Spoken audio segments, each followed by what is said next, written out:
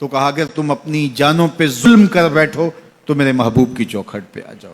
اور یہ حضور کی حیات طیبہ میں بھی تھا، ظاہری حیات میں بھی، کہ حضور کے پاس جائیں جب اپنی جانوں پہ ظلم کر بیٹھیں، جس طرح حضرت ابو لبابہ سے ہوا. آج مسجد نبوی کے اندر ریاض الجنہ میں ایک ستون ہے، جس ستون کا نام ہے استوانۃ ابی لبابہ وتعرف بالتوبہ، معروف ہے ستون توبہ کے نام سے.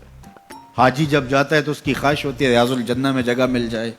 ریاض الجنہ میں چلا جائے تو اس کی عرض ہوتی ہے کہ استوان ابی لبابہ کے پاس 2 نفل مل جائیں توبہ کے.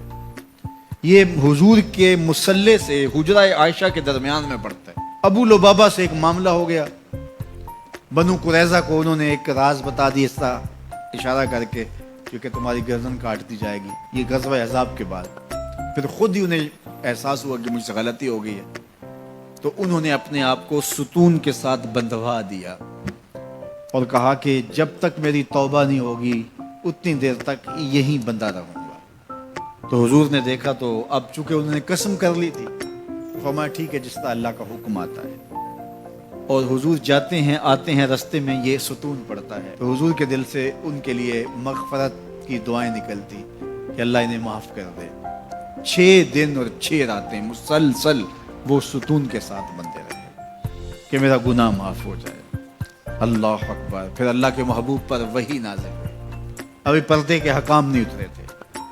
سیدہ ام سلمہ رضی اللہ تعالی عنہا نے کہا کہ حضور اگر اجازت ہو تو میں انہیں خوشخبری دے دوں. تو فرمایا ٹھیک ہے. تو وہ دروازے پر آئیں اور کہا کہ ابو لبابہ تمہاری توبہ قبول ہو گئی. تو صحابہ دوڑے ان کی رسیاں کھولنے کے لیے. ابو لبابہ نے کہا خبردار کسی نے میری رسی کھولی، یہ رسیاں حضور اپنے ہاتھوں سے ہی کھول لیں گے. پھر فجر کی نماز کے وقت حضور تشریف لائے تو حضور نے رسیاں کھولیں.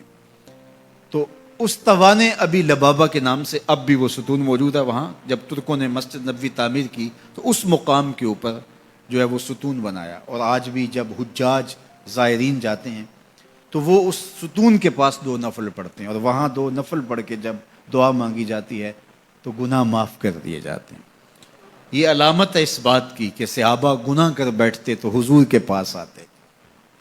اب حضور کے وصال کے بعد بھی یہ عمل صحابہ میں جاری رہا، تابعین میں جاری رہا، بعد میں آنے والوں کے لیے جاری رہا، اور آج تک امت وہاں جا کے حضور سے شفاعت کی طلبگار ہوتی ہے اور اپنے گناہوں کی معافی اللہ کے حضور کے وسیلے سے طلب کرتی ہے. صاحب مدارک نے لکھا اسی آیت کریمہ کے تحت کہ حضور کے وصال کا 2 یا 3 دن تھا.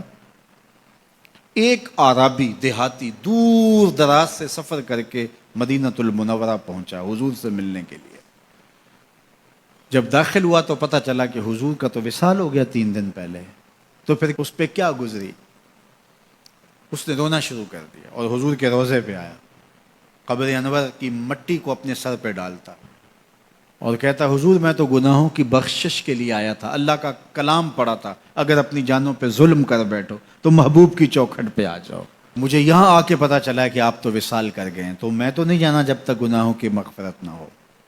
ضد کر بیٹھا تیرے کولوں انج منگاں گا جویں اڑیاں کرے ایانا.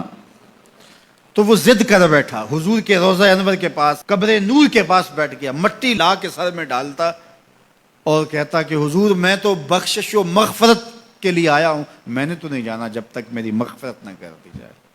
تو صاحب مدارک نے لکھا ہے فنودی من القبر انہ قد غفر لک، قبر نور سے آواز آئی جا تیرے گناہ معاف کر دیے گئے. یہ حضور کے وصال سے 3 دن بعد کی کہانی ہے.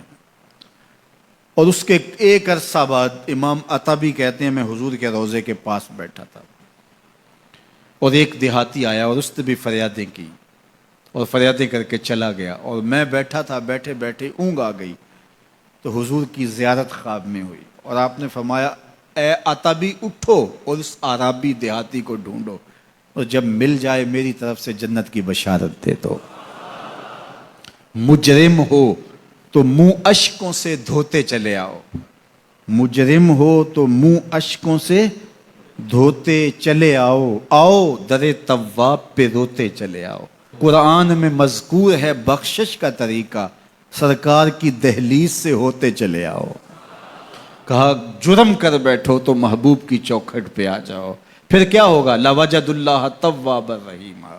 تم تو گناہوں کی معافی لینے آئے تھے لیکن محبوب کو ساتھ لے آئے ہو، لہٰذا وسیلہ حضور کا ڈالا ہے تو گناہ تو معاف ہوں گے ہی ہوں گے، اضافی رحمتیں بھی عطا کر دی جائیں گی. اللہ اکبر. کرم نوازیاں ہو جائیں گی. تو ان کے در پہ حاضری سعادت مند لوگوں کا عمل اور وظیفہ رہا ہے.